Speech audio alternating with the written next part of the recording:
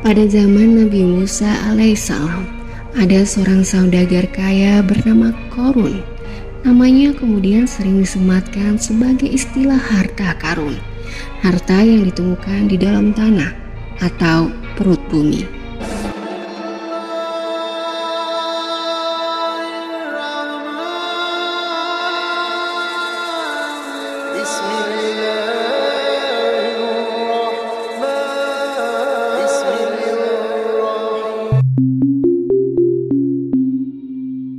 Assalamualaikum warahmatullahi wabarakatuh. Apa kabar sahabat Arafah yang dirahmati Allah? Semoga selalu sehat dalam lindungan Allah Subhanahu wa ta'ala. Amin ya robbal alamin. Menurut beberapa riwayat, Korun adalah salah satu kerabat Nabi Musa. Seperti menurut Ibnu Ishaq, Korun adalah paman Nabi Musa. Sedangkan menurut Amasi dan lainnya, Korun adalah sepupu Nabi Musa. Ayah Nabi Musa yang bernama Imran adalah kakak dari Korun yang bernama Yashar. Baik Nabi Musa maupun Korun adalah keturunan Nabi Yakub alaihissalam. Tak hanya memiliki harta, Korun juga termasuk orang yang berilmu. Bahkan dikatakan bahwa dirinya adalah ahli kitab Taurat. Namun kisah Korun dalam Al-Quran berakhir tragis karena ia beserta seluruh hartanya tersebut ditenggelamkan oleh Allah Subhanahu wa ta'ala akibat kesombongan. Semasa hidup, Korun dikenal sebagai sosok yang dijuluki dengan sebutan Munawir karena kemerduan suaranya dalam membaca kitab Taurat. Ia juga dikenal sebagai orang yang paling kaya pada zaman Nabi Musa. Ia memiliki ribuan gudang harta penuh dengan emas dan perak. Sampai-sampai kunci gudang hartanya pun harus dipukul oleh beberapa pegawai yang berbadan kekar. Namun, jauh sebelum kekayaan Korun melimpah ruah, sebenarnya ia hanyalah seorang lelaki miskin yang tidak mampu menafkahi keluarganya. Bosan dengan keadaan tersebut, lalu Korun meminta Nabi Musa untuk mendoakannya agar Allah Subhanahu wa ta'ala memberikan harta benda yang banyak. Nabi Musa menyetujuinya tanpa ragu karena dia tahu bahwa Korun adalah seorang yang sangat soleh. Allah pun mengabulkan doa Nabi Musa. Akhirnya Korun kemudian memiliki ribuan gudang harta yang penuh berisikan emas dan perak. Dikisahkan bahwa setiap keluar rumah ia selalu berpakaian mewah didampingi oleh 600 orang pelayan yang terdiri dari 300 laki-laki dan 300 lagi pelayan perempuan. Bukan hanya itu, ia juga dikelilingi oleh 4.000 pengawal dan diiringi 4.000 binatang ternak yang sehat. Ditambah 60 ekor unta yang membawa kunci-kunci gudang kekayaannya. Kisah Korun dalam Al-Quran dapat ditemukan pada surat Al-Qasas ayat 67-83. Secara umum, kelompok ayat ini bercerita tentang kekayaan Korun yang begitu besar. Kemudian ia sombong dan tidak mau bersedekah kepada orang yang membutuhkan karena menurutnya semua itu adalah hasil jeripayahnya.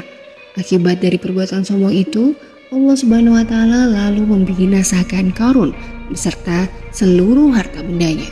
Firman Allah Subhanahu wa ta'ala, dia Korun berkata, sesungguhnya aku diberi harta itu semata-mata karena ilmu yang ada padaku. Tidakkah dia tahu bahwa Allah telah membinasakan umat-umat sebelumnya yang lebih kuat daripadanya dan lebih banyak mengumpulkan harta. Dan orang-orang yang berdosa itu tidak perlu ditanya tentang dosa-dosa mereka. Quran Surat Al-Qasas ayat 78. Kedurhakaan Korun kian menjadi-jadi manakala ia menghamburkan hartanya untuk kepentingan duniawi semata. Ia banyak mempergunakan hartanya dalam kesesatan, kezaliman, dan permusuhan, sehingga membuatnya menjadi orang yang sombong dan terlena dengan semua itu. Ia juga mendurhakai Allah dan memilih untuk menyembah dewa berkepala buaya serta dewa-dewa lainnya. Tak hanya durhaka kepada Allah Subhanahu wa ta'ala, dia pun kemudian mengkhianati Nabi Musa. Ini disebutkan dalam surat Al-Ankabut ayat 39. Dan juga Korun, Fir'aun dan Haman sungguh telah datang kepada mereka Musa dengan membawa keterangan-keterangan yang nyata. Tetapi mereka berlaku sombong di bumi dan mereka orang-orang yang tidak luput dari azab Allah Subhanahu wa taala. Suatu hari, Nabi Musa diperintahkan oleh Allah untuk mengerjakan zakat. Nabi Musa lalu mengutus salah satu seorang pengikutnya untuk mengambil zakat dari Korun. Begitu sampai, Korun langsung marah dan tidak mau memberikan sedikit pun dari kekayaannya. Karena menurut Korun, kekayaan itu adalah hasil kerja keras dan usahanya sendiri. Tidak ada kaitan dengan siapapun, tidak ada kaitan dengan Allah atau dewa manapun. Korun sangat tidak suka dinasihati dan diminta untuk berzakat oleh Nabi Musa. Karena itu ia berusaha merusak dan menghancurkan citra Nabi Musa. Suatu ketika ia pernah menyewa seorang perempuan untuk menuduh Nabi Musa telah melakukan hal yang tidak senonoh. Mendengar hal itu, Nabi Musa sangat sedih dan terpukul. Beliau lalu sholat 2 rakaat dan meluruskan segala tuduhan termasuk mengingatkan si perempuan.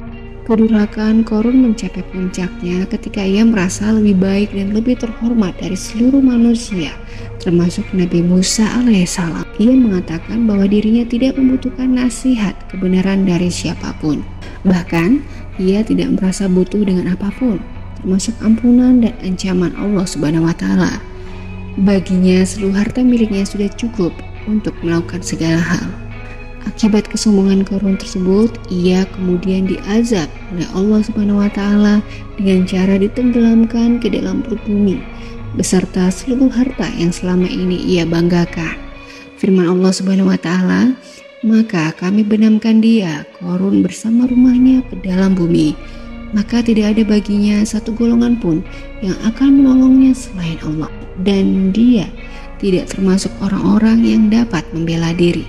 Quran Surat Al-Qasas ayat 81.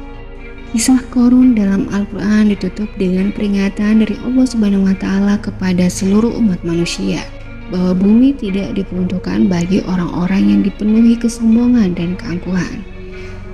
Firman Allah, negeri akhirat itu kami jadikan bagi orang-orang yang tidak menyombongkan diri dan tidak berbuat kerusakan di bumi, dan kesudahan yang baik itu bagi orang-orang yang bertakwa.